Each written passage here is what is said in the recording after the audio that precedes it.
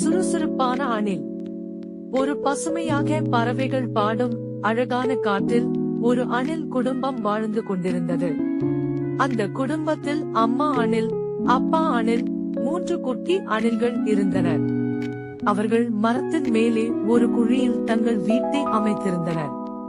அந்த மரம் காட்டில் மிகவும் உயரமானதும் காற்று அடிக்கும் போதெல்லாம் இனிமையாக அசைந்ததும் ஆகும்.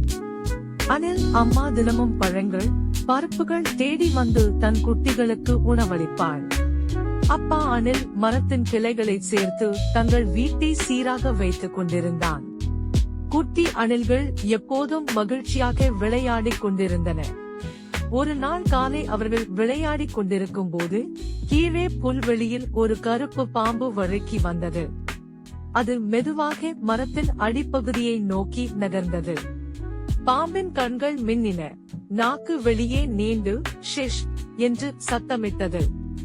அணில் அம்மா பாம்பை கண்டு பயந்து போனாலும் உடனே அமைதியாக யோசிக்கத் தொடங்கினாள்.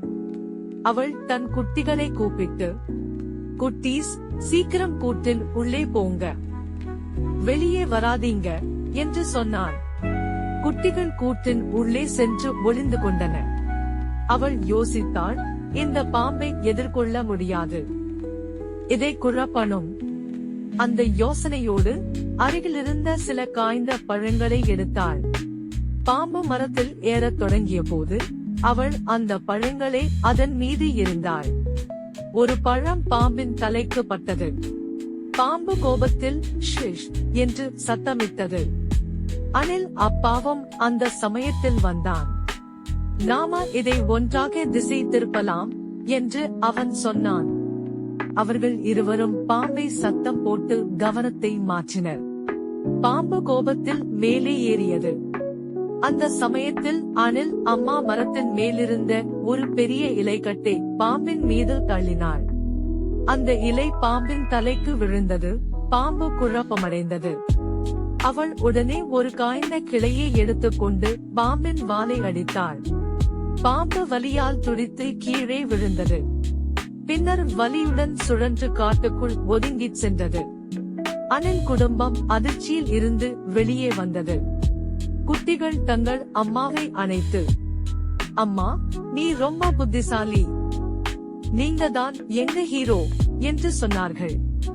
அணில் அம்மா சிரித்தபடி கூறினாள், குட்டீஸ், பயப்படாதீங்க, எந்த ஆபத்து வந்தாலும் நிதானமா யோசிச்சா தப்பிக்கலாம்.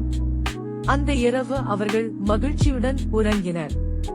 மறுநாள் காலை மரத்தின் கிளையில் சூரிய ஒளி விழ குட்டி அணில்கள் மீண்டும் சிரித்துக்கொண்டு விளையாட ஆரம்பித்தனர். பாடம்: மோரல் சோகஸ்மெலி. பயம் வந்தாலும் நிதானமா யோசிச்சா எந்த ஆபத்தையும் வெல்லலாம்.